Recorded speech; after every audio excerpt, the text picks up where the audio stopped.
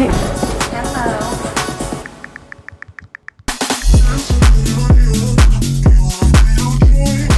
Man, I love your notes. You better it up. This is the SATs of podcasts, apparently. Now I'm scared. I'm like, what are we doing?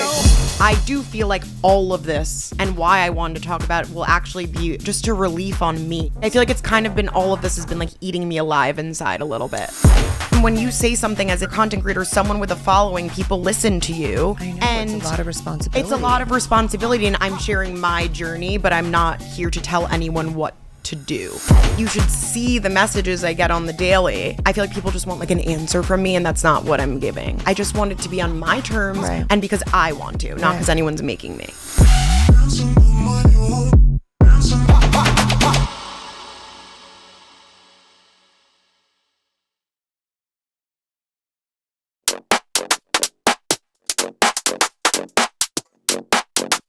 So, Remi, I know that you don't do a lot of like podcasts. I used to. Right. I've been on social media for like 4-ish years now. Before that, I wasn't. And I feel like I like to talk. So I would do a lot of podcasts and things. And I feel like I kind of set a boundary for myself in, I guess it was like September of 2023, where I was like just getting too much shit online from people and negative and mostly related to like my body and how I looked, that I was like, why am I giving all this to people and like giving everyone all like of the me right when like they're not respecting me? And I was just like, I'm just letting you guys know, like I'm done sharing anything about personal and my health and me. And you actually reposted that video and you got some for that. Do you remember that? I do, but I don't care about that stuff. Like, I know you don't care, but it's like, I think it goes to show like how the whole point of the internet, like It's like you got stuff for that, for people saying like, for me supporting you and being like, I remember how proud I was and am of you for being vulnerable, but more importantly for setting a boundary for whatever the boundary is. Yeah. I think in this industry, it's people with social media, people feel like they have the right to say anything they want about you. And yes, I guess they technically do have that right, but you have the same right to limit yourself to what type of exposure you want to put out there. Right. And the fact that you were doing that and not feeling like you had to continuously feed the beast, that is so respectable. And I was so proud of you for that, because that's a hard thing to do, especially when you're like you said you were only on, you started in 2020. Yeah. And I've like, always been an open book. So right. it was like that never changed once I got online. It wasn't a thought like, oh, I'm going to start not sharing this. Like that's why people started wanting to follow me, because they were like, oh, wow, she's sharing like everything. And that's a scary thing when you then change that. Right. So you and I don't know the year you and I met. I don't know the year. Maybe 2021 or 2. Yes. And yeah, we met at a Good American event. Yes. And I've just love you. You are a lightning rod, and I connect with you, and I feel like so much of the things that you go through, I've been through, I could relate with you on. And you and I, we chat back and forth, and something that I always just feel so terrible for you about is just the noise that's constantly ringing on your side. And I hate that for you. But what I've loved from afar is I see such growth in you, and I see the stance you've taken. And I feel like now, especially being with you right now, because I'm not with you in person a lot, it's like a don't fuck with me type of energy. But I love that. And maybe that's also like, I know when I went into my 40s, I was intentional. Like, I'm not taking a lot of this toxic shit with me, because a lot of shit got me down in my 30s. And that's also what I was saying too. It doesn't matter how old you are, what you've gone through. Sometimes you can be even older and something just hits you the wrong way and it like knocks you off your balance. And for you, I sort of feel like the same thing's happening for you. You've entered this new decade, this new era. And it's like, okay, this is the new version of me. You're going to take it or leave it. Yeah. Do you feel like that? I do. I feel like it's taken me a while to get here. And I also think that the people that follow me or see me online think that it's just because of the way I look or have changed my appearance that now I'm giving this energy. And I think the point is that it's so much more than that. Right. Like, it's not just that. Like, yes, I do look different than when I started on social media and how I looked last year. And I think I do understand why people feel it needs or should be addressed. I don't think I owe anyone anything. No. But I do think it's part of me wanting to still want to share my journey while still keeping those boundaries on me. And I feel like that's why it's like, I'm not just going to give people an answer like, yes, I did this or this, because exactly what you're saying. Like, I do feel like happy, and I do feel like I feel a different energy within me, but it's not just because of the way I look. Like, there's so much more that happened, and there's so much more like in the past year that got me to this point. Right. I totally get that. When I remember when we started being on TV when I was like 21 or 22. And I remember the questions people would ask, and it was a different time then too. They would ask such intrusive questions. And yes, at the time I would answer them because I'm 22 and I'm like, oh, and I would answer things. And now when I see old clips of myself, I'm like, the audacity that even that adult thinks I would like, that I should answer that. It could be a sexual thing. And I'm like, doesn't even mean I'm doing that thing. I just don't think that's for you to even have out there if I am or if I'm not. And I remember now looking back, I'm like, but it's okay the older you get or the more wisdom you get that you do set those boundaries for yourself. So I totally relate to that. And I think that people love to say like, you changed. I'm sure you've gotten that over time too. And I think it's like, I was fighting that for so long. Like, no, I haven't. Like, I'm the same Remi. And I'm like, but I also like, aren't you supposed to over time like change and evolve at the same time? Like, I'm like, why is that an insult? Now I'm trying to accept that. I'm like, yeah, like there's parts of me that have changed. Well, that's like me getting mad at my 6-year-old child if she's like, I do not eat chicken fingers today. And then in a year, she's like, I only eat chicken. Like, we're supposed to evolve, adapt. And guess what? Our taste buds change for food, for life, for just what we want to do. So I find whenever people say you've changed as if that's a negative thing, just say thank you. Yeah, I want to say, I hope so. I want to change. Like, hello. So I know you've been really private about your health journey, but in Nylon Magazine, you did say that you don't owe anybody an explanation, which I believe you really don't. But I know that you do struggle with yourself because you have always been such an open book. You do struggle with giving your fans the explanation, but also having some boundaries and privacy for yourself. Is that still how you're feeling? Yes, I still feel like it's hard for me to have these boundaries, but I'm sticking to them as best as I can. I knew that me losing a very significant amount of weight was going to end up being something I should probably talk about, but not something in the way that like it's been received online of like, I owe it to people. I've let down women in society, like all these things. I mean, you should see the messages I get on the daily. And it's like, that actually makes me want to tell my story and my journey less. Right. That pisses me off. Yeah.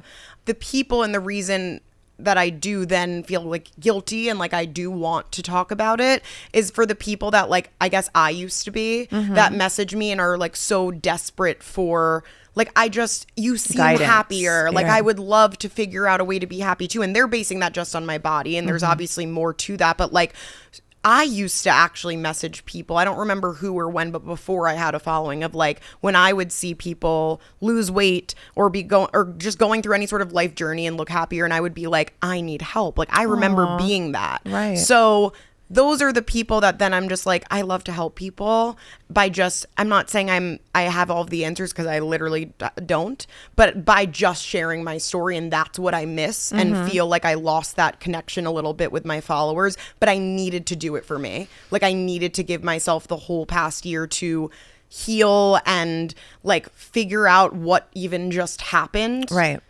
Because there's just like, I feel like people just want like an answer from me, and that's not what I'm giving. But see, that I find to be very responsible. Like, I think if anyone were to give an answer or justification or explanation of any sort, when you're still processing and going through something yourself and still having this body transformation, I don't even know if that's really responsible, because you're going through it yourself. And if you're Exactly. going through it, you don't really know the ups, the downs. And it would be okay to share all those moments, but sometimes people don't want to talk about it while they're going through it. I know that's how I've felt in a lot of situations. Like, let me process this. Let me discuss it when I can.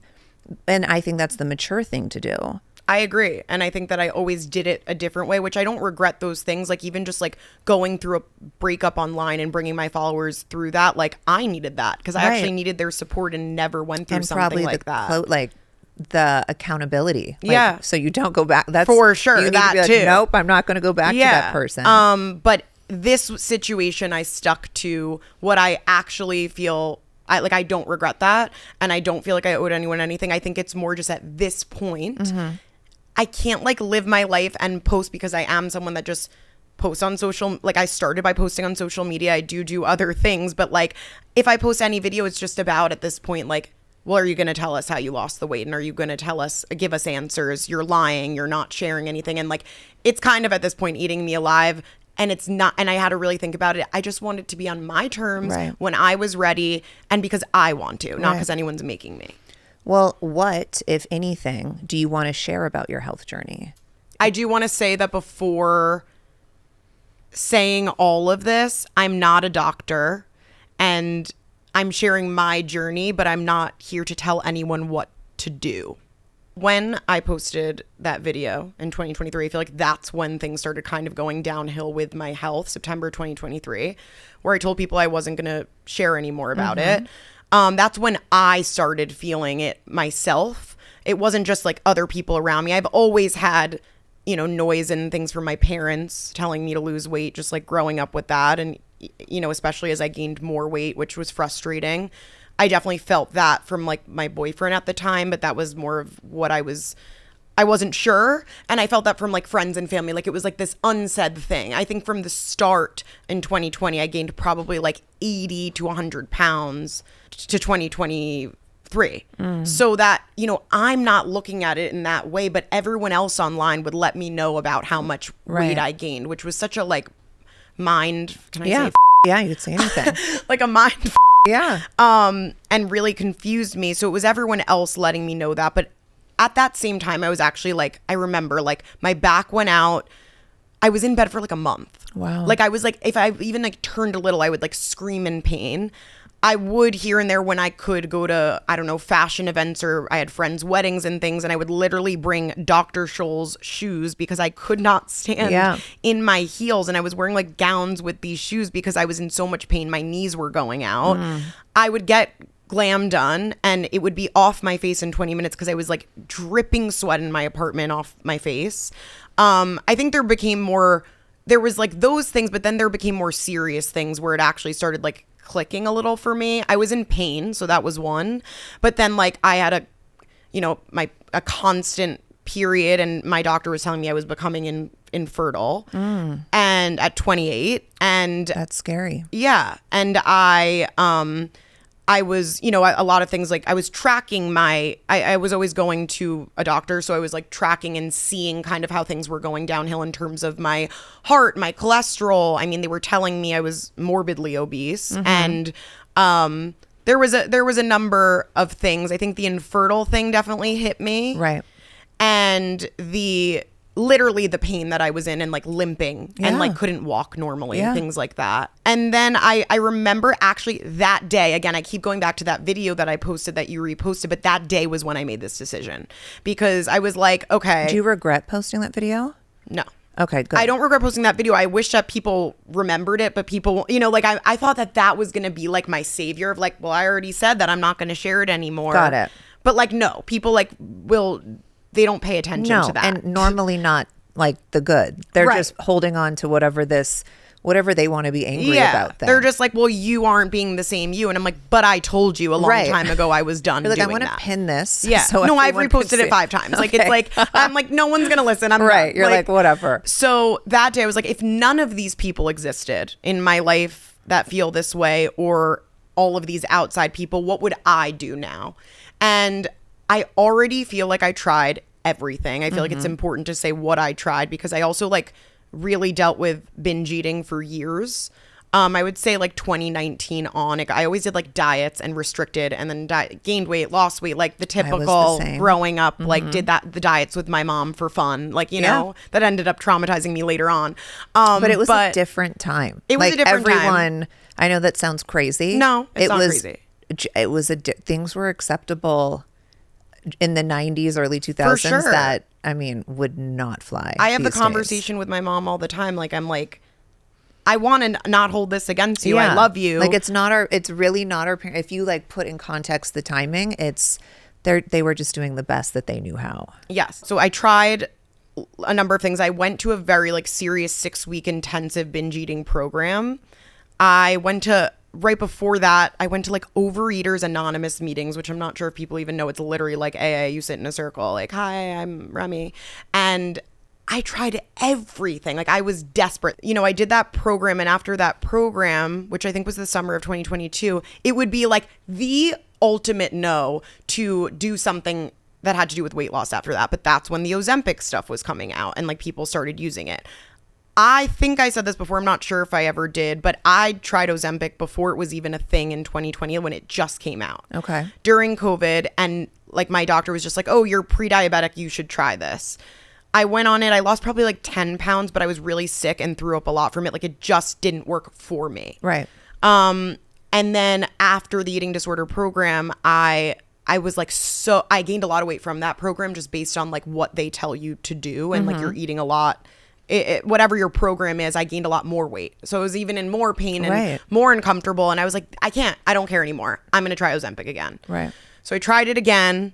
I was getting sick every day, lost a little bit of weight, not a lot. I don't feel like it worked very well for me. Switched to Mounjaro, tried that, same kind of thing. And at that point, it was like probably like 6 months. And I was just like, I'm not going to just keep being this miserable every day. That I went off of that and then gained even more weight. Like, that's what that summer, it just caught up to me. Like, I just became, I do believe for me, and I have to say that because I've said in the past and it's turned into something else, like Ozempic and those, I think if it works for someone, amazing, right. Great for you. For me, it didn't. And it was such a Band-Aid for me that when I went off it, I got like ravenous starving. Right. I didn't do maybe enough therapy or things I need to do to change my behaviors during that time. And I got a lot bigger. All right, let's be real. Have you ever had a dentist try and have a full-on conversation with you while your mouth is wide open, filled with tools? Like, hey, how was your weekend? Oh, really? That's great. Or maybe you've tried to see a therapist, but the only openings are at 2 p.m. on a Wednesday because, who needs a job? Or how about this one? Your dermatologist takes one look at you and says, so have you ever considered Botox? Like, ma'am, can I live? Look. Finding the right doctor shouldn't feel like online dating. Endless searching, bad options, and way too many red flags. And that's why you need ZocDoc. ZocDoc is a free app and website where you can find high-quality, in-network doctors and instantly book an appointment. No phone tag, no 6-month wait lists, and no driving 90 minutes just because one doctor takes your insurance. You can search for doctors across every specialty. Mental health, dental health, primary care to urgent care, you name it. Plus, you can filter by insurance, location, and patient reviews, so you can actually get a doctor who fits your needs. And the best part? Most appointments happen within 24 to 72 hours, some even the same day. I recently had a dental emergency, and I was able to see a provider right down the street from my office within 5 hours, thanks to ZocDoc. So stop putting off the doctor's appointments. Go to ZocDoc.com/Khloe and find the right doctor today. That's ZocDoc.com/Khloe. ZocDoc, because you deserve better than a 6-month waitlist and unsolicited Botox recommendations. So then I was on, I was like, okay, if I've tried everything. Right. Every single thing in the book, what haven't I tried? And I did come across on TikTok, like bariatric TikTok, surgery, like weight loss surgery. And I was like, oh, I could never, while I have like this following and I'm living this life, like maybe in like 10 years or a few years or whenever I'm less relevant, I'll do it.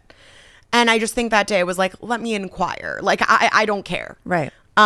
Literally that next morning I called my back surgeon who connected me with a surgeon that does bariatric surgery. And what is bariatric surgery? Yes. So bariatric surgery is like a term of, it's weight loss surgery, but there's different types. Okay.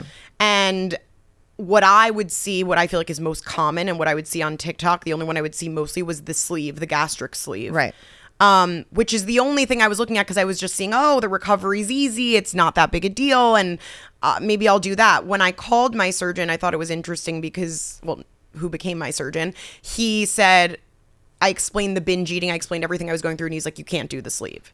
And I'm like, why? That's the only thing I would do. I guess I'm not doing this then. And he was like, basically the sleeve is where they cut out 80% of your stomach. It's like a pretty quick surgery compared to some of the other ones. And if you are a binge eater, an emotional eater, if you eat a lot and you continue that behavior, even though it's harder because your stomach's smaller, it's a real thing. It's not a myth that you could stretch your stomach back. Right.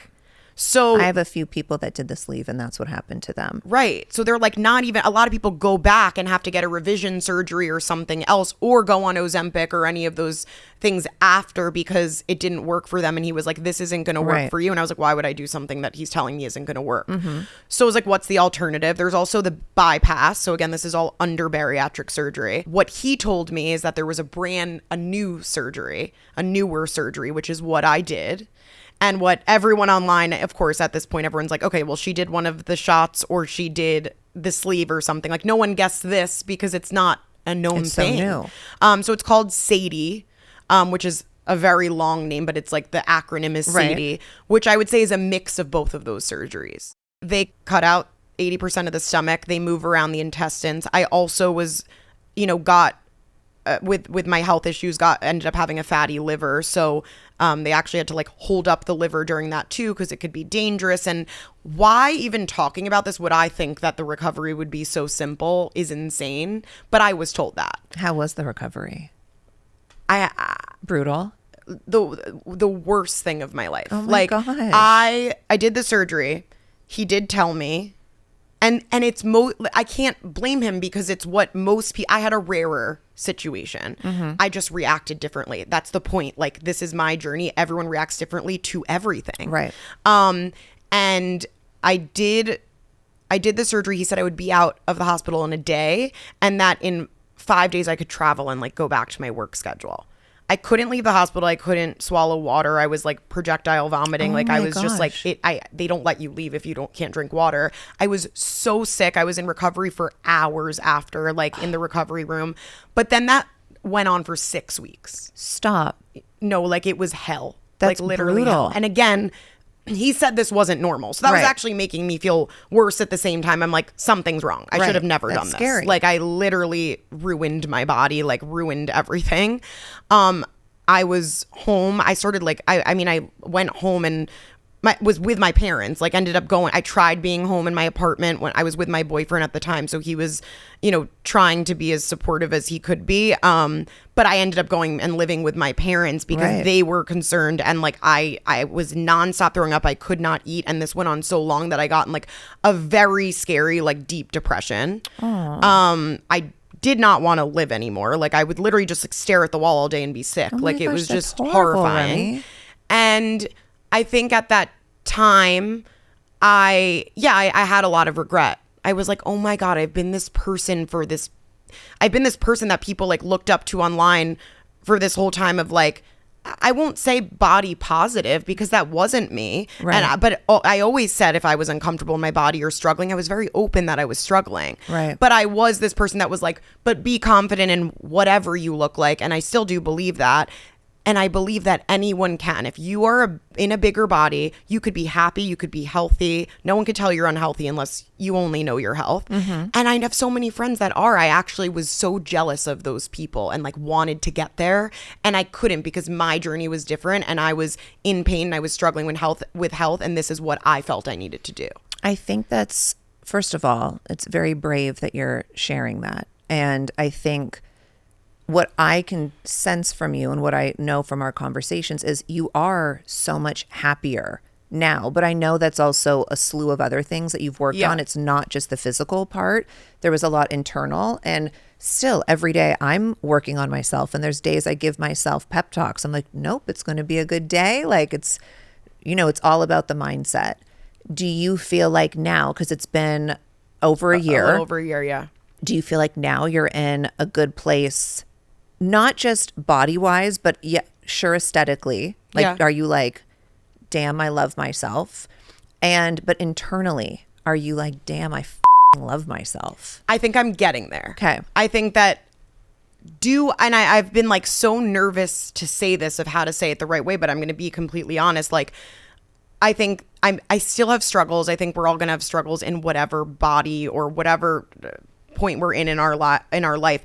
Have those things since the surgery, in terms of the health issues that I explained, which is why I did it. I did it for my health. Have those things improved and gotten better? My blood work is 100% normal. It hasn't been in probably 5 years. That's great. I have genetically a bad back. Knock on wood, I have not been in bed with a bad back since. My knees don't hurt anymore. I don't sweat the way I used to. I fully got my periods back to normal. Like, so many things I have more energy than ever. But the things that you can't see, and that's what I think people on social media sort of forget. Like, yes, you might see this happy-go-lucky girl while I'm filming this content, but internally, for a lack of a better term, you're sort of killing yourself because you're not prioritizing your health. So your internal health. I was like deteriorating in every way, and it wasn't just physical health. It was my mental health, my physical health, my emotional. I was like completely lost myself. I would not look at myself in the mirror like for over a year.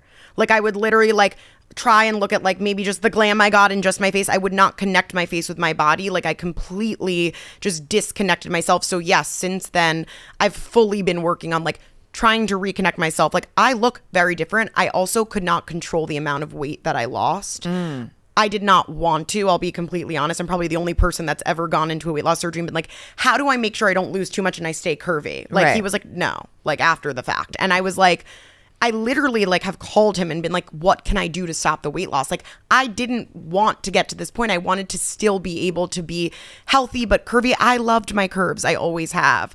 I feel like the negatives, I guess, are a little bit of like, I've definitely lost a little bit of my identity in myself. But then I think, when did I even have that? Because I wasn't big enough at a point to be plus size when I became online. Then when I became plus size, I was too big to do stuff. Like, I became too big to even do stuff with these fashion brands and designers, because then I was too big. Like, people were giving me all these names and titles of what I was, what I wasn't. You're not body positive, this. Now I'm too skinny. I'm like, I just don't. It's exhausting. It's exhausting. It's exhausting to like, which avenue are you? It's exhausting. And I think the point is, we have to stop labeling people and either just enjoy them through your phones or don't. Right. Like, it's like, to me, it's that simple. I have friends that have done the sleeve, which I said, and when they lost, when they got to the most weight they can lose, they didn't recognize themselves because they have identified so much as a bigger person before.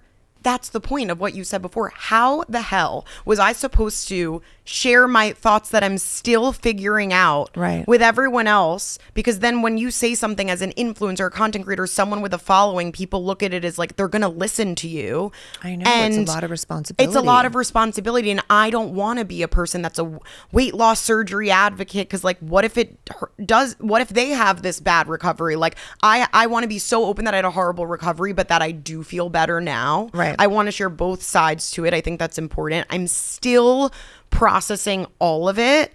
It took me a while. I mean, I lost over 100, probably over 140 pounds in less than a year. Wow.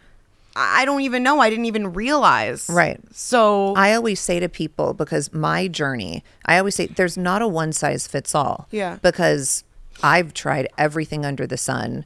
I used to binge eat.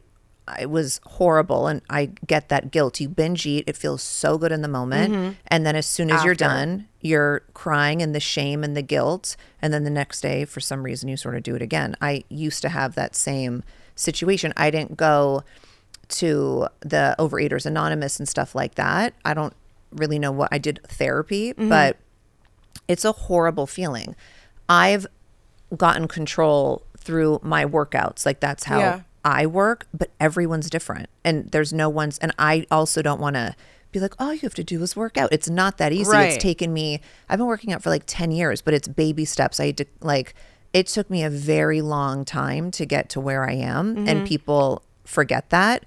And all of the work that it takes from within, though, because your brain is a muscle. You have to retrain that to even love yourself, to look at yourself. And I tell one of my girlfriends and I, she works with me, we were both bigger. And now that we're smaller, we're both like, but we're athletic smaller. We'll always joke and be like, I was so much more confident when I was fat and chubby. And like now in a bathing suit, I'm like, oh, do you see this? And like, it's You'll always nuts. have some sort of, you'll always feel a certain way about yourself. I think that's normal and everyone does. But it's crazy that we're so mean to ourselves. But I think so much of it is society constantly nitpicking you. And whether it's, like you said, when you're thinner, how dare you get so thin? But when you're bigger, they call you all these names. They shame you. And it's like, that's when you sort of just have to throw your hands up in the air and be like, that's you know what I did. Do you feel like you owed it to people to tell them that you lost weight when you were going through that journey? It's weird. There wasn't TikTok or anything like that.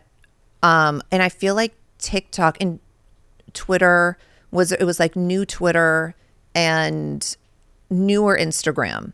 So people didn't have the balls that they do now, I would say. Like now it's a different level of people feeling like they have the right to attack people.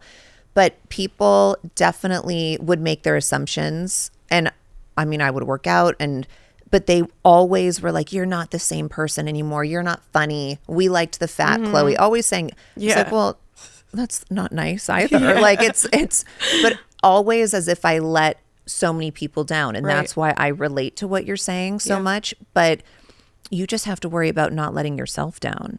And if you feel like you're doing the right thing, and I think sharing your journey at the right time is the responsible thing. And if you want to share it, like also all you people, because I will say that when I did share how I lost the weight, people were like, that's not true. Tell us how you really did it. And I don't know what you want me to do. Like people till this day are like, you only film that you're in the gym for the 5 minutes I'm filming and then you leave. I'm like, what? Like I also have muscles. Like you can't get muscles by not earning them. Like, but yes, I could be, really thin, and I don't care what people are though. I don't care if you're thin, athletic, bigger, doesn't matter to me, but I'm not the one judging people and telling them, how'd you do it? And then when they answer me, I say, oh, you're lying.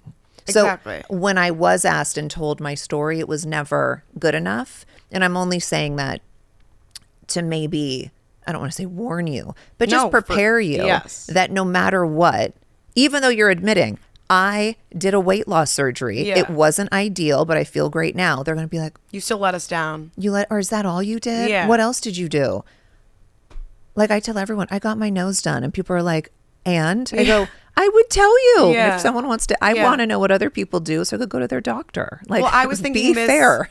I was thinking this before about you and how when I was younger in middle school and high school, like you were who I never followed like influencers or like, but I always followed you and saw like appreciated you. But for me, I was like thinking back, I'm like, it's definitely because a piece of it, not all of it. I felt like I related to you and your personality and who you were and being funny and like, but you were curvier and I was, and I grew up that way. So I was like, oh, wow, I have someone to relate to. The difference is that I feel is I never, once you lost the weight or once you changed your appearance or anything, it never made me angry. It never made me be like, how dare she? And I don't like her anymore. I never felt that. And I was trying to really think before, did I feel that way ever? No, I think you feel a little bit of like, damn, I wish I could maybe do that, or maybe I could get to that point or something, which is fine. And that's why I said those messages I understand. But everyone has their own journey. How are you going to be so harsh on someone for that? And like, why would I look at you as a completely different person just because you changed your body? I've never felt that way. And for me, I feel the same. Like it should, if you care to, and everyone's on their own journey, if you care to be on that weight loss health journey, then great, maybe it will inspire and motivate someone. But if some people just aren't there yet mentally, then they will use that as it's going to be weaponized against you as opposed to encouraging someone and motivating them. So it's really just where that person's at, because that's why people talk just because either they don't want to get it together, or they don't care to figure that part out for them. And that's okay too. It's even just from a health aspect. So many people are afraid to check out what's going on internally. And they think it's just an aesthetic thing. And a lot of people won't go to doctors. They won't go to dentists. It could be as surface as going to the eye doctor. People are afraid of that information. That makes me think I was also very defensive when I was bigger, and I would say happier than I was when I, started getting in pain and got to a certain point. Like, there was a point that I was like happy sometimes. I definitely was struggling a little, but I would get defensive because I wasn't ready or I wasn't there. And I actually was like, no, you could be bigger and be happy. And I still believe that. Yes, I just do think too. when you feel a certain point, and if you have to do something for you, like, why can't you do that? And I also have so many girlfriends that are bigger and they're totally healthy. Yes. And they work out, but Same. they're just a bigger shaped person and they're beautiful and all these things. So I don't think anything has to do with the aesthetic on the outside. I am an advocate for the internal of it all. Like, I believe in doctors and getting tested and seeing your blood levels. And if that's all good and you're bigger and you love your life, live on. Right. And I think if I did, because I people don't want to believe it, but I really always loved my curves. I think that's why I feel a little bit of a loss of identity, because I'm like, oh my God, where's my ass? I always loved my ass. It's gone. So I miss that. And if I could have gotten to that point, I tried. I tried for years. I wanted to. It just got to another level for me. I think what infuriates me the most is my son Tatum. I had him through surrogate. And people always say, oh, because you didn't want to mess up your body.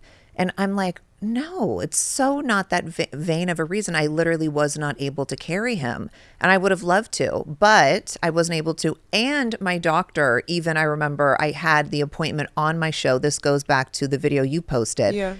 She said on camera, she's a medical practitioner. You think she's going to lie for a TV show? No. And she even said how high risk I would be. She doesn't advise me carrying my own child. People ignore that. Do people care to remember that? No. So I still hear that narrative. So again, keep reposting your video if you want, but people will only retain what they care to retain that fits their narrative in their head. It's not about you anymore. And so you just have to keep living your truth and just know that you're doing the right thing and you're working on your happiness every day. Because we all are. You're not the only one. So don't feel like, God, I've done all this and I'm still not fully happy every day. That's really normal, especially with how much you expose yourself to. Because I think it'd be really easy to live in a bubble and ignore everything and be like, okay, I'm happy because I'm only surrounded by this insulated group. But you're choosing to do something that's very vulnerable and you're putting yourself out there. And I think that it's not talked about as much, or people don't know too, that there also is insane life changes you have to make if you choose to do a surgery. So I used to see people say there's a lot of work into it. And I'm like, what? No, there is. I'm struggling every day with just acclimating to my new life. There's rules that you have to follow or you could get very sick. So I have to eat over 120 grams of protein a day. Do I do that every day? Absolutely not. That's work. And I try to do that for muscle building, and I'm like, how the heck? It's hard. People do this. You're supposed to drink so much water every day. I don't hit what I'm supposed to do. I have to take about 20 vitamins a day for the rest of my life because your body's not absorbing from food and things the same amount of nutrients. But there's a lot of everyday issues that I'm dealing with, but I did try and think, are those issues, are those struggles worth it compared to what I was dealing with before, the binging and all of that? I do feel like right now they are. I feel like I am happier overall and I can learn to acclimate to those changes even though they're still difficult. The reason I've been so careful and nervous to talk about this is it is a newer surgery and I don't know next year what's going to happen in 3 years and 5 years. So I just don't know. But I think that's why you're smart by saying, this is my experience. I want to be honest with what I did, but you're not saying for everyone to go out and do that. You're expressing what your experience is, highs and lows. Yeah. I have a question, which do you notice something I thought was really, I forget her name, the housewife girl in Salt Lake City. Heather Gay. I think her name is. She's been really vocal about using Ozempic. She sort of had the similar experience. People are like, "Oh, you're a sellout," blah blah blah. I'm paraphrasing, but basically she said, "But how people treat me now, it's so different. Like in a good way. Like there is that group. Like so, and that's also the up thing about society. It's so people want to say, oh, we want you bigger, we want you bigger. But then when, like how I was treated in the fashion world before, how I was treated when I did photo shoots with my sisters, I was the backup dancer, basically. And no one I was all the way in the back. I would have racks of clothes. Maybe I'm not exaggerating, 6 to 8 pieces because they didn't have my size. And I wasn't that big of a girl, but my sisters would have racks and racks. We were treated so differently. And it was so obvious. Like no one was sugarcoating it back then.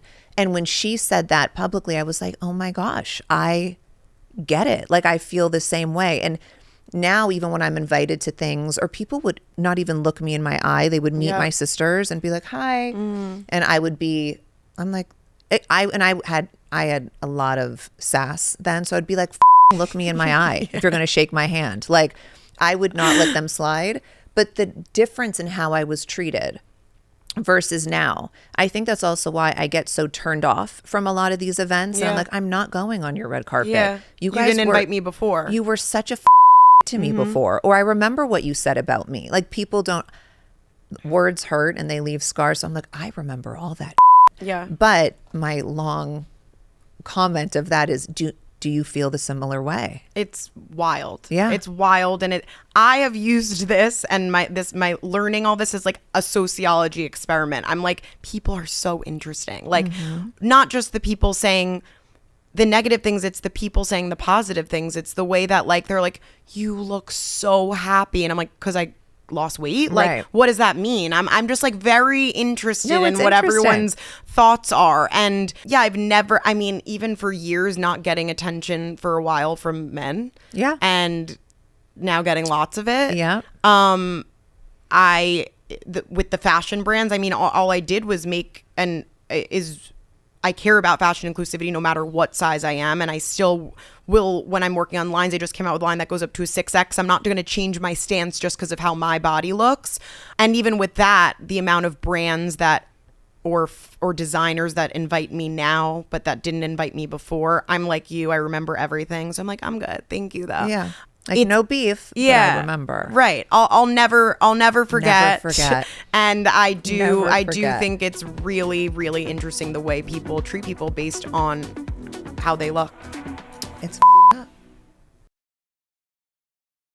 I think sometimes I would be like, but why do you like me now? Just because I look better? Because I'm still the same me. Yeah. And if you would have cared to talk to me before, you would have noticed that about me. But I get we eat with our eyes. I get it. So I do, but at the beginning, it definitely bothered me that these men were only talking to me because I knew I looked better aesthetically. Yeah. I think I learned a lot in this past year, just that unfortunately, that is going along with like society. Like I think that is the way it is. And a lot of people base things off of appearance. I don't ever want to end up with someone that doesn't know me for me and is going to change their opinion on me and their love for me based on what I look like.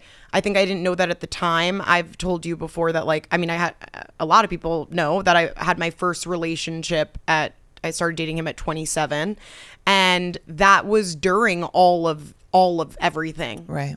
I feel like people don't know the timeline of why, and I think that would make more sense for why it's taken me so long to talk about everything from me getting the surgery to then going into that super deep depression. And then like the moment that was even over, I was still kind of going through that. My boyfriend at the time broke up with me. So I think in the beginning I acted like everything was fine and, wasn't going to be like, yeah, I'm actually currently in binge eating treatment and all this stuff, And then as time went on and I also was still struggling and I was gaining weight, I probably gained about 40 pounds in that relationship, which was my first relationship. It was a little under 2 years. And I don't want to... I call it love weight, because you get comfortable with Yes. someone, you like to lay in bed and binge a little. We but ate a lot, right. you know, like it was like, I agree. Yeah, I do. And I noticed that after, I'm like, I feel like a lot of that's happened to a lot of people. But I think that, like, thinking back on it, it's interesting. Like, yes, now it's been like a year since we broke up, and I'm not trying to like talk about a breakup or the actual situation, but I never spoke. What I realized in the past few months, I started getting like, I'm not sad anymore. I've moved on. I'm angry. I have a lot of anger in me that I would love to eventually get rid of. And I think that's because I feel very bad for that girl that was going through all of this. And I really, really thought that I was like loved. And this was like the closest person to me I thought I was loved for me being me. And I realize now, being outside of that, which you don't really realize some things when you're in a relationship, that was not the case for me. And I do think it's important to bring up for anyone else that maybe is in a similar situation. Like, I want to clear up that what I see online, or what I've seen that has bothered me, is revenge body, your breakup weight loss. Like, oh, wow, it took you a like breakup. This was for him. That's all I see. Oh. And I'm like, that's annoying. Absolutely not, right. though. If it was true, I would say it was true. Who cares? If some people like get the motivation in that way, great. Like, you're focused on yourself. Yeah. You're going to do that. For me, that absolutely didn't happen. And I do feel like I need to clear that up, because I did this surgery and I did all of this for myself, and because at the end of the day, I felt I needed to do it for my health. I remember the day that I talked about when I decided I was going to do it, and that next day I sat my boyfriend at the time down and I said, I just want to let you know I'm doing this surgery. I need to address things that are bothering me with my health and my weight, and told him what I was doing. I didn't ask. And he didn't say anything. And I was like, are you sure you have nothing to say? And he's like, I don't want to say the wrong thing. So I'm like, okay, that's fine. I then started this journey. You're supposed to also like be on a very specific diet kind of before the surgery, which I wouldn't, especially because it could be dangerous. Can't say I did that amazingly. Like, I was definitely more in like a binge phase. Like, well, this is the last time I could eat all these things. I get that. And I guess he was watching me do that, and, you know, there during that time, but he knew I was going to doctors, preparing for the surgery, had the date, all of this.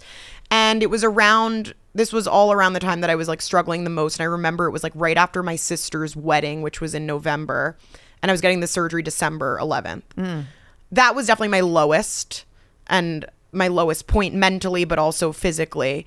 And I'm not dumb. And I knew that there was a little bit of like, I mean, we weren't having sex, I think, the amount that I would think that people in a relationship do. Again, this was my first relationship, so that definitely changed a little over time. And I kept asking, like, I kept being like, or like I kept saying things, and it would be like, your back hurts, or kind of blaming me, or like, or I'm tired, or whatever it was. The situation. Yes, definitely gaslighting. Until finally, after the wedding, I was like, what am I doing? Like, I'm not stupid, and I feel something's off, so I'm gonna say it again. And I was like, I remember we were at my apartment, and I was like, something's off. I feel like you don't want to touch me. I feel like something's off. And he's like, no, you're crazy. Like, no. And I'm like, I just don't think that's intuition. True. Out of nowhere, he was like, I'm full of shit. You're right. I have not been sexually attracted to you for a while since you gained the weight. And I literally, like, in that moment was just like, oh my God, like, he's literally everyone else online, my parents, all as much as I love my parents, all of these people that I felt a certain way about me because of my body, but I was like, this person doesn't. Like, and he knew that you're about to do this surgery. Knew. Right. Like, that's what makes me angry. Like, you knew what I was going through. You knew I was actively, I get it. Like, I think that goes back to parents and stuff too. Like, when they see someone maybe hurting, or they think someone's hurting or struggling, like, you're going to say something, and maybe you say the wrong thing. If I've had issues with my parents because of that, and they said the wrong thing, and I said, this is my life and I need to deal with it on my own. He chose to not say anything when I gave him the opportunity to, for a good month or so, and then just like threw on me like, yeah, like, I do feel this way because of what you look like. Like, you told me the opposite, though. You told me you didn't. And I just felt very in that moment I was like betrayed. I'm like, you're like everyone else on the internet. Get the out of my apartment. Like I was literally like, never talk to me again. Like I was like screaming. I was literally like, I just couldn't believe that what I thought maybe would be true. No, there's no way. Like was true. Right. That was in November. We broke up for like a week, but he was like, you know, changing the narrative a little bit. Like, I want to be with you until I'm 90 so we could play pickleball. We don't play pickleball. So we could play pickleball and have a healthy, happy life together. So then I started changing that narrative a little to the close friends I told too, and being like, well, maybe it's not about my body. Maybe it's about health. Yeah. To my parents, and they were like, well, maybe he just wants the best for you, you know? But that led into, we got back together. It wasn't like a public breakup or anything. That was just like between us. Right. And I remember I sat him down. I was like, I don't know if I'm going to be able to get this out of my head, but I'm going to try. Because I was so in love and wanted the support during that time. And I sat him down and I was like trying to really explain what I never explained. Like, I have an eating disorder. I have this issue. Like, I gained this weight because of this, and this. And he's like, but you know, gaining 40 pounds isn't normal, right? Like, this isn't normal. And I'm like, I know it's not normal. And I think that's the misconception. People also think an eating disorder only goes one way. Right. It goes the other way as well. Yeah. And probably he was like, but how? Like, you're full of shit. You're just eating. Stop eating. Totally. You know? Like when I did that eating disorder treatment center, it was with people with anorexia, bulimia, all different sizes and binge eating. Like, it's a lot of overlap. People don't realize that. Right. And, you know, we got back together. I tried to pretend it was fine. And it was me being the one a little like more cautious and him being so in the relationship.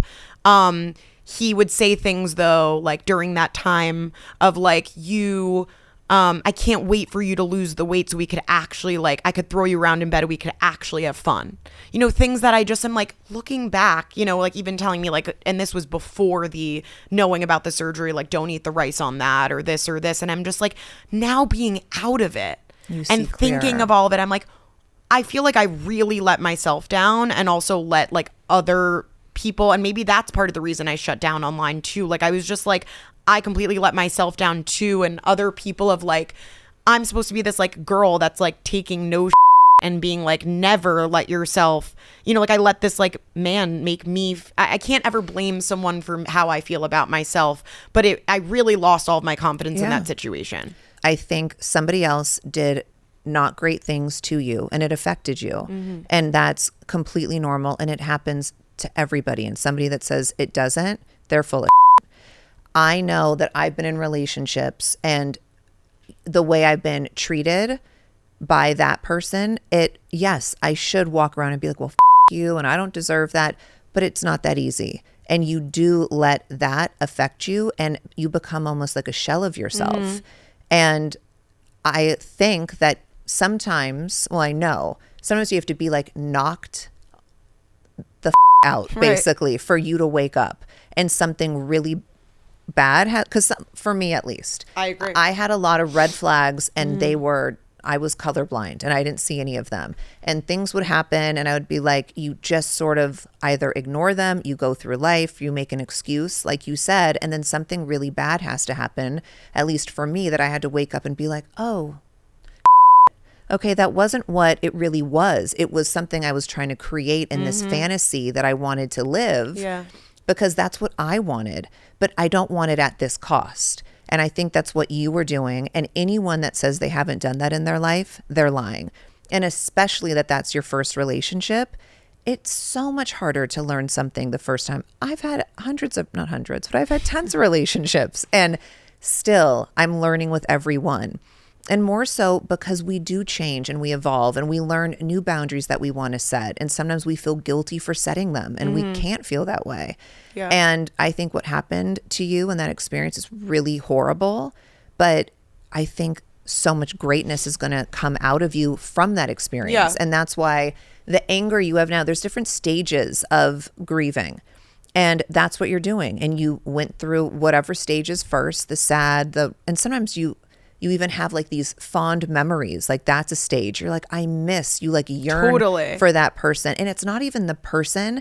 You yearn for that comfortability, that connection that you had. but then you're like, snap out of it. I mean, now that I've been starting to date and stuff too, which I never did in my life, I hate that I have one thing to compare to, but I'll go back and be like, well, I liked that about that relationship. And then I'm like, but now I'm romanticizing something that also maybe wasn't what it was. I think I think I get like a little mad at myself that I'm like, why am I still in this stage of any sort of breakup? Like, I should be over it. But I think the point is everyone has all different journeys in general. And I think especially with breakups, like, I am over that person, but I'm angry that I let myself deal with those things in a relationship and felt betrayed by that person. And I respect that, but I don't think you should be so hard on yourself. I think you need to be a little kinder to you because you're out of it. So many people don't get out of bad situations. So especially with, it's lame, but it's around the holidays. Like, I know that's a lame excuse, but like normally people are like, oh, it's the holidays, you and then like you're like, oh, then it's New Year's, then it's Valentine's Day. Like it's stupid, but those things, people pay attention to that stuff. So I think even the holidays, feeling isolated, going through what you were going through, all of those things, feeling probably the weakest version of yourself emotionally, and you still made one of the strongest decisions is just to put yourself first. Yeah. Like, that's something you need to commend yourself for. And having something to say to people now, like if people want to have something to take away from you, they should take away that strength and take away like, yeah, no, I went through this experience, but I don't want anyone to settle for that, regardless of your size, your age. And I will say, the first relationship anyone's in, sometimes you're a teenager, sometimes you're 27. That's the hardest one to get over. Yeah. At least that's how like me and my friends are. Yeah, I remember I've been told. Yes. I remember my first love still. And I'm like, that was not love. Right. But you're romanticizing. It's this fantasy. So I think, you're still in that grieving stage and it can take years. Yeah. And I think no matter what, my ex-husband, we haven't been married in over 10 years, and I'll still remember things from that marriage that I'm like, I want that again in a different person.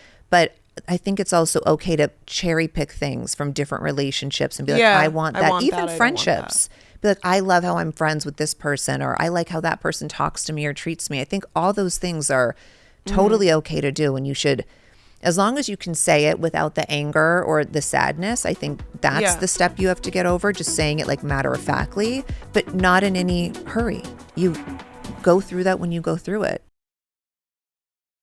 In terms of relationships with you, since you've been in the public eye for so long, like, do you feel in that same way with, like, I asked about your body, like, do you feel that with relationships, like when that ended with Lamar, like that you owed people answers, or like, I'm trying to navigate, like, what am I going to do next? I probably will. I don't know, but I don't think I will put my relationship out there in the way I did, because then I feel like people feel like you owe them answers. Totally. And I think definitely with every relationship, I've become more guarded publicly. But I know with Lamar, it was anything. I was so in love and it was so public and so all over the place. I didn't have a care in the world. And then when I was going through my divorce, not that I felt the need to answer publicly, like on a social platform, because it wasn't the same as it is now. It wasn't the same, yeah. People weren't as like transparent online too. Yeah, I feel like it was like photos on Instagram more, and that was totally normal. And there was like not really a caption. Yeah, it was like a Pinterest page. Yeah. Which I love.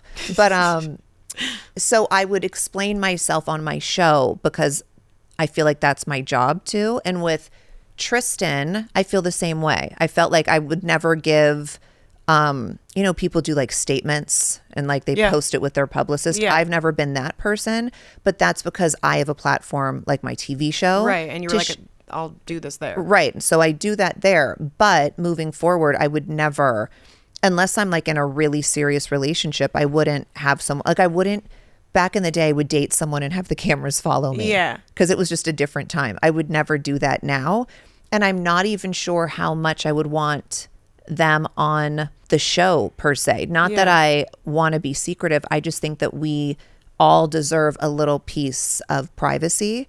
And for me, that's that. But I would still, maybe have pictures of them here or there. I would still have them on my show a little bit because I think that's also, I don't want to be withholding anything. But what you're saying is a difference of secret and private. Like that is a difference. Yes. Like, you're not being secretive. You're not hiding someone, like, but like no matter what, if you're allowed to have privacy. Yes, there's just levels to it, but you have to teach people how to treat you.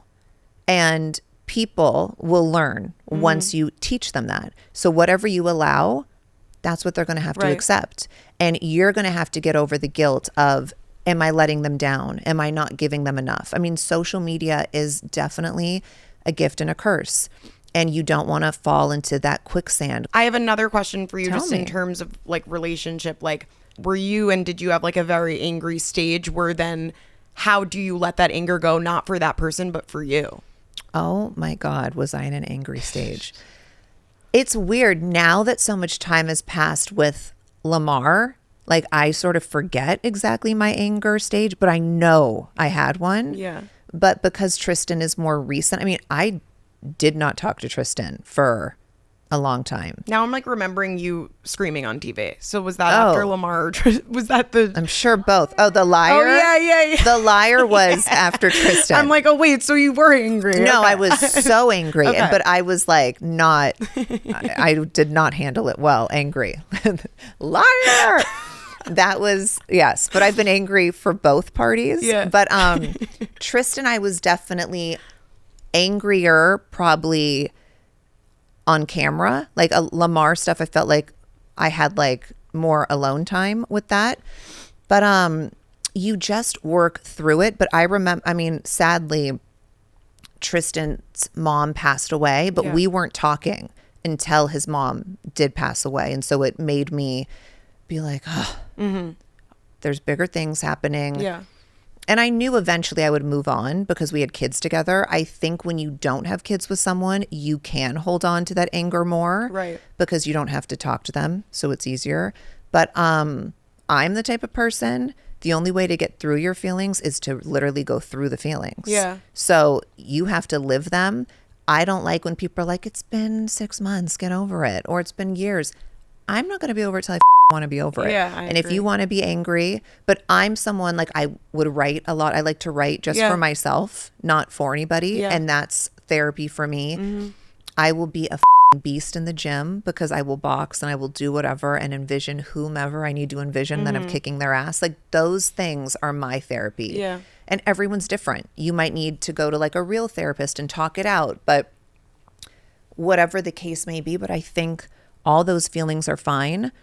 I'm not someone that needs to talk to that other person for closure. Yeah. 'Cause I'm well, like, I've learned that you're not going to get that. You're Like, not you going have to get give it. that to yourself. It's probably going to anger you more. Yeah. Because people just say what, like to defend, like protect themselves, or they like to manipulate the story. And so I don't like, we need to have a face to face. I'm like, no. Because that will rile me up. But yeah, I think all of that's really normal. But I will say, and my mom tells me there is like this cooling off period, and that can take years. It could take months, but I would say give it between 2 to 3 years. Yeah. I'm serious. That's normally when I'm like, okay, Great. No. I can look at you Yeah. again. No, it sucks. But the first year, don't even think about not being angry. Yeah. And if you're not angry in the first year, maybe that relationship just didn't really matter to you that much. Right. Which is fine. Yeah. But I think it's really normal to be a brutal beast for a few years. Are you still very angry? No. I just think that that was part of me wanting to, the body stuff specifically. Like that's what I just feel like hurtful. I needed. It's hurtful. I started realizing it really delayed what I was taking, and way after the breakup. And I felt like it's been like living inside of me, and I needed to talk, like I need to say it out loud. And I do feel like all of this and why I wanted to talk about it will actually be just a relief on me. Like, I feel like it's kind of been, all of this has been like eating me alive inside a little bit. So for me, my dad died when I was 19. And for some reason, I could not talk about him like for years after. And I remember I was filming either season 1 or season 2 of Keeping Up. And one of the producers sat me down and was like, you're going to talk about this in interview. And I was so angry. And I answered and I was like tears streaming down my face. And I don't know what I was so angry about. Like, it was, he passed away. It was a horrible situation, but it was years later.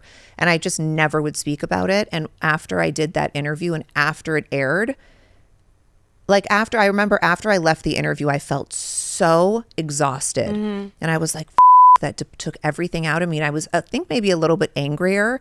And then when it aired, it was almost like it was taken away from me. And I can talk about my dad. Obviously, my dad died when I was 19. I'm 40 now. But I could talk about him all day long. I never get sad. I actually love talking about him. It makes me so happy. But I will say that interview, and I'll never forget, as much as I hated it then, I'll never forget how much it helped me work through my grief and my anger. And sometimes you might have to talk about it. And as much as you're trying to set your boundaries for your privacy and what you deserve, maybe this is what needs to happen to almost close that chapter. I think so. So you can then say, okay, I'm doing this because it's eating me alive. And I feel like, in a way, that your community deserves that, your following. But then respectfully, you do want to have these guardrails and boundaries for your life. And that's okay. And then there's like no more guilt because now you're starting the new version of you already in a private way. Yeah. I feel like I've had this pause on myself of like, I don't know what to post. I don't know what to say. I don't know what to do until this is out there. And I always knew that I would put not just the relationship stuff, the surgery, the everything. I knew it would be put out there. I didn't know that it would affect me this much. And I didn't know by not talking about it. And I think it's just the person I am. Like, I still need to be somewhat of an open person. That's how I am. And I don't want to feel like I'm living and walking on eggshells. And I do have a lot to say and I do have a lot to share while still keeping those boundaries. So I do, and I'm hoping that this like releases some of that a little bit. I think it will. And I think moving forward, you can talk about, if you want to, like, I'm not feeling great today, I'm about myself, and people will relate to that. I think you're also going to be exposed to maybe a different community of people that are going through similar things as you, because you're not the only one. And if you can be like that beacon of light for people, not to put, a heavy responsibility on you, but more in a positive way, I think that's a beautiful thing. Well, thank you. Thank you for having this conversation with me. I do feel like trust in a safe space with you. I think it's who you give off as a person. And I'm very grateful that I could have this conversation with you. Well, that makes me happy, Remi. Thank you.